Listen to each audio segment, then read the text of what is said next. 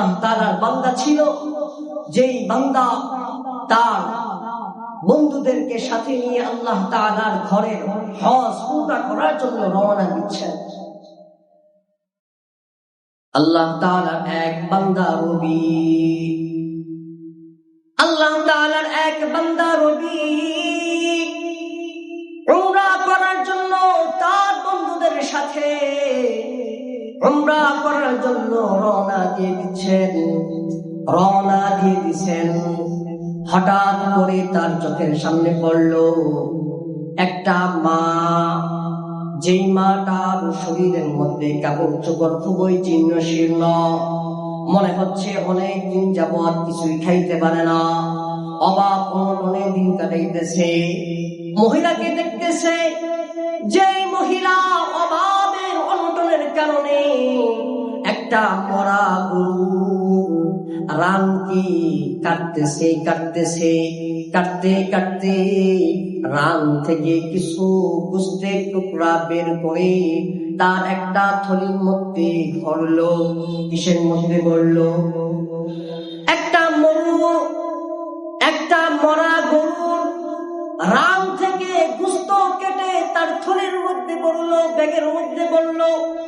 আল্লাহ তাআলার বান্দা রবি, যেই বান্দা উমরা করার জন্য রওনা করছেন, এই বান্দা যখন একজন মাকে দেখতে পাইল একটা মরা গরু থেকে গোশত কেটে কেটে তার ব্যাগের মধ্যে পড়তেছে, এই অবস্থাটা দেখার পর গাড়ি থেকে নেমে যাওয়ার পর ওই মার সাথে রওনা দিয়ে দিল।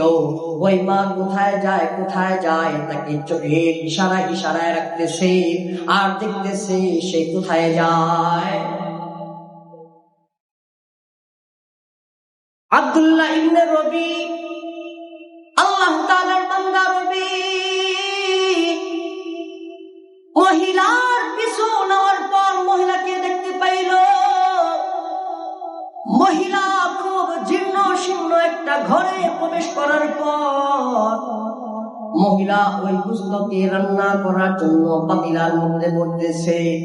আশ্চর্যের ব্যাপার হইল, ঘরে ঢোকার সাথে সাথে দেখতে পাইল দুইটা এতিম বাচ্চা ক্ষুধার যন্ত্রণায় কান্না করতেছে, আর তার শরীরের হাড়গুলো মনে হইতেছে চামড়া দিয়ে ফেটে ফেটে বের হয়ে যাচ্ছে।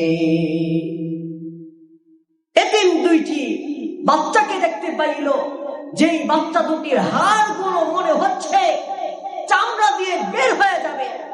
কতদিন যাবৎ অনাহারে দিন কাটাইতেছে। এই মা তাদেরকে খাওয়ানোর জন্য মরা গরুর রান থেকে গোশত কেটে গোশত রান্না করার জন্য চুলায় যখন চড়িয়ে দিলেন, তখন আল্লাহ তাআলার বান্দা রবি বলল, হে মা, তোমার এই অবস্থা কেন?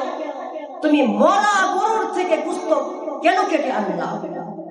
তখন বলে, হে আল্লাহ তাআলার বান্দা, আমার স্বামী নাই, আমার বাবা নাই, দুনিয়াতে আমার মা বোন আত্মীয় স্বজন বলতে কেউ নাই।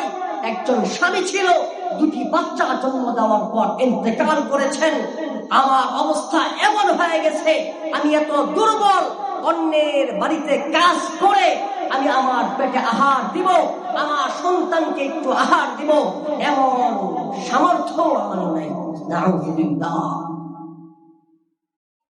তখন আল্লাহ তাআলার বান্দা রবি কান্নায় ভেঙে পড়লেন যে আমার সমাজে, আমার আমলেও এমন বিধবা মা আছে, যেই মা তার সন্তানকে আহার দেওয়ার জন্য মরা গরুর থেকে কেটে গোশত নিয়ে আসছে।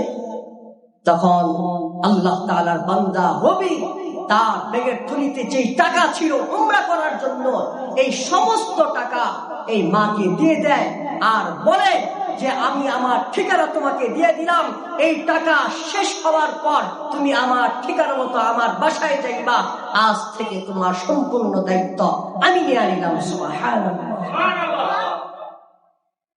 মুহতারাম হাজিরিন, গভীরভাবে লক্ষ্য করবেন, আল্লাহ তাআলার বান্দা রবি জন্য ইচ্ছা পোষণ করেছিলেন, রওনাও দিয়ে দিচ্ছেন, কিন্তু এরপরে ওই মাকে দেখার পর তার সমস্ত টাকা উমরায় না গিয়ে তার ওই মাকে দিয়া তার বাড়িতে চলে গেলেন। বাড়িতে চলে গেছেন।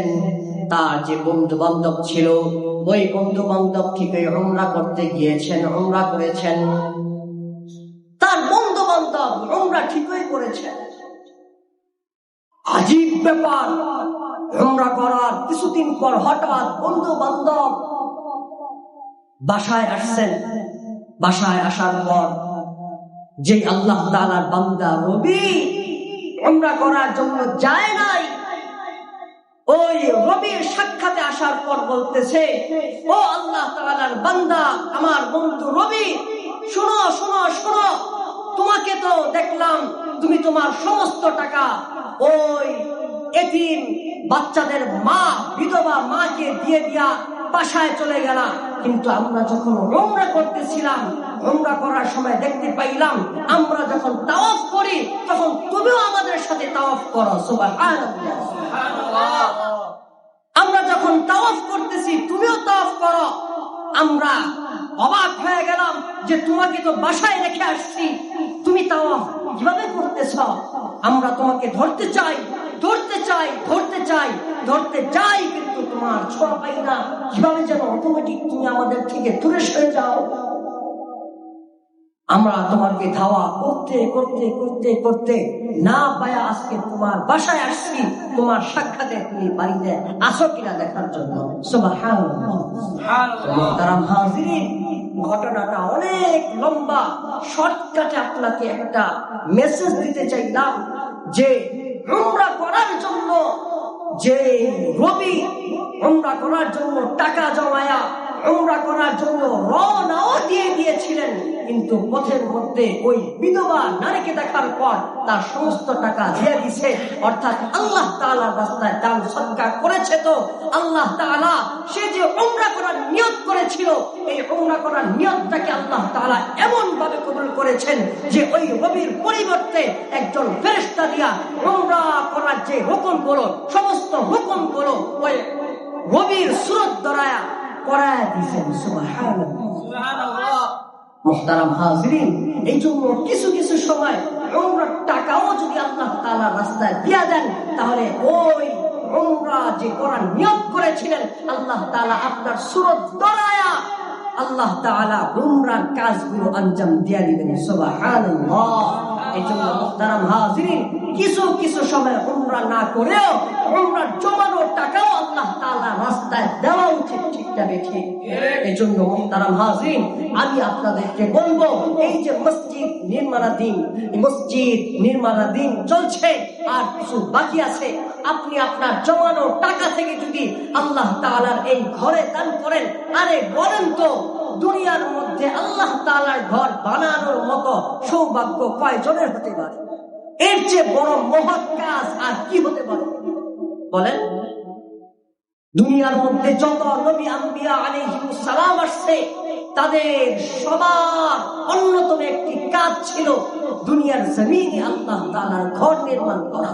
হযরত ইব্রাহিম আলাইহিস সালাম থেকে নিয়ে আমাদের নবী মুহাম্মদুর রাসূলুল্লাহ সাল্লাল্লাহু আলাইহি ওয়াসাল্লাম, প্রত্যেকটা নবী তার যুগে যুগে শত শত মসজিদ নির্মাণ করেছেন। সুবহানাল্লাহ।